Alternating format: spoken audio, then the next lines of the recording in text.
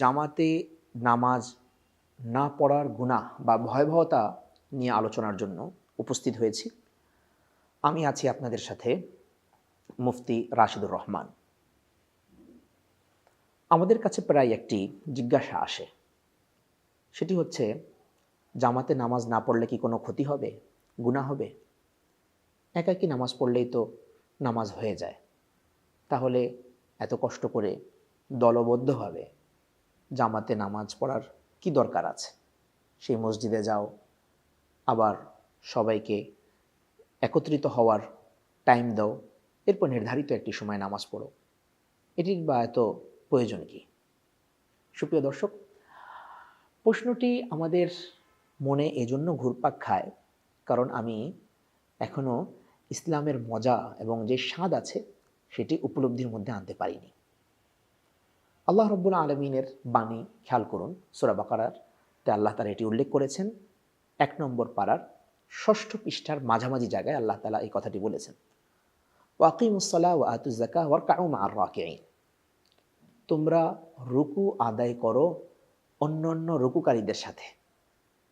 তোমরা রুকু করো অন্যান্য রুকুকারীদের সাথে।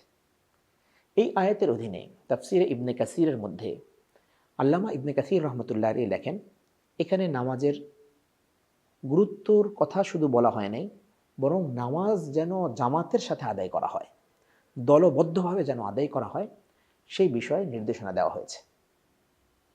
প্রিয় নবী হযরত মুহাম্মদুর রাসূলুল্লাহ সাল্লাল্লাহু আলাইহি ওয়াসাল্লাম বলেছেন, সলাতুল জামাআহ, জামাতবদ্ধভাবে যে সালাতটি আদায় করা হয়, এটি একাকী নামাজের চাইতে 27 গুণ বেশি, 27 গুণ বেশি ফজিলত সমৃদ্ধ, গুণাগুণ সমৃদ্ধ।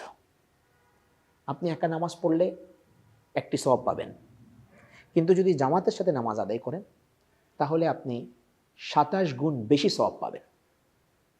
দুনিয়ার ক্ষেত্রে আমরা কি করি? দুনিয়ার ক্ষেত্রে যদি কোথাও শুনি যে এই অফিসে আমাকে দিবে 1000 টাকা, আর অমুক অফিসে একই কাজ করলে আমি পাবো 27,000 টাকা, তাহলে একটু কষ্ট হলেও আমরা 27,000 টাকা যেখানে পাই সেখানে যাব, নাকি 1000 টাকা যেখানে পাচ্ছি সেখানে বসে থাকব? কখনোই না। যেখানে আমি 27,000 টাকা পাচ্ছি অবশ্যই সেখানে ছুটে যাব। দ্বীনের ক্ষেত্রেও আমাদের এই প্রতিযোগিতাটা থাকতে হবে যে দ্বীনের ক্ষেত্রে আমার জন্য সবচাইতে বেশি কল্যাণকর যেটি, সবচাইতে বেশি ইফেক্টিভ যেটি, সবচাইতে বেশি সওয়াব সমৃদ্ধ, ফজিলত সমৃদ্ধ যেটি, সেটি অর্জনের জন্য আমি পাগল পারা হব, সেটি পাওয়ার জন্য আমি ছুটে যাব। এজন্য জামাতের নামাজকে কখনো অবহেলা করা উচিত নয়। জামাতের নামাজ যদি কোনো ব্যক্তি ছেড়ে দেয় তাহলে কত বড় হুঁশিয়ারি এবং গুনাহের কথা এসেছে খেয়াল করুন। রাসূল করিম সাল্লাল্লাহু আলাইহি ওয়াসাল্লামের যুগে সাহাবায়ে কেরাম এমন প্রত্যেককে মুনাফিক হিসেবে চিহ্নিত করতেন যারা জামাতে নামাজ পড়তে আসতো না।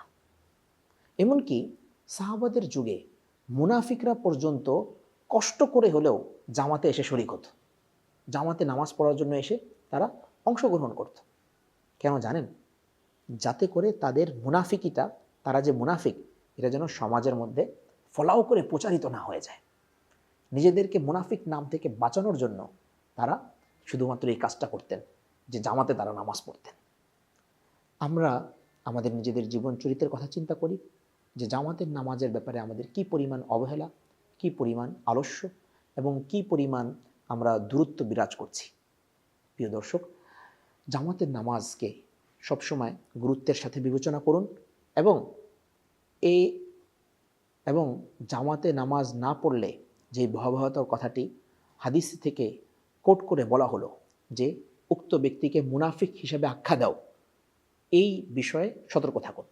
কোরআন মাজিদে আল্লাহ রাব্বুল আলামিন মুনাফিকদের ব্যাপারে বলেছেন, মুনাফিকরা কাফেরদের চাইতেও নিকৃষ্ট, মুনাফিকরা কাফেরদের চাইতেও নিকৃষ্ট।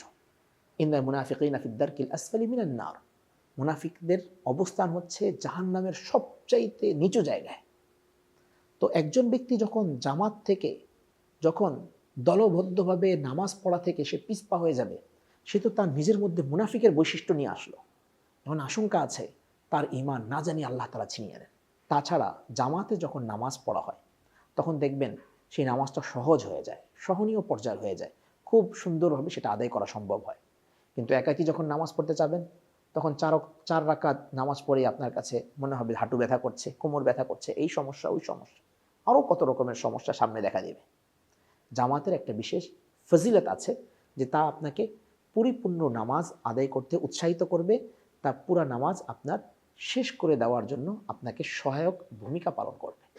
এই জন্য আসুন আমরা জামাতে নামাজ আদায় করার চেষ্টা করি, আমাদের নামাজগুলো ব্যাপারে আমরা যত্নশীল হই, এবং নামাজ যেন আমাদের কখনো জামাত থেকে খালি না হয়, জামাত যেন আমাদের মিস না হয়, এই জন্য আমরা চেষ্টা অব্যাহত রাখি। আল্লাহ তাআলা আমাদেরকে সেই তৌফিক দান করুন। পরবর্তী পর্ব দেখার আমন্ত্রণ জানিয়ে আজকের মতো বিদায় নিচ্ছি। আসসালামু আলাইকুম ওয়া রাহমাতুল্লাহি ওয়া বারাকাতুহু।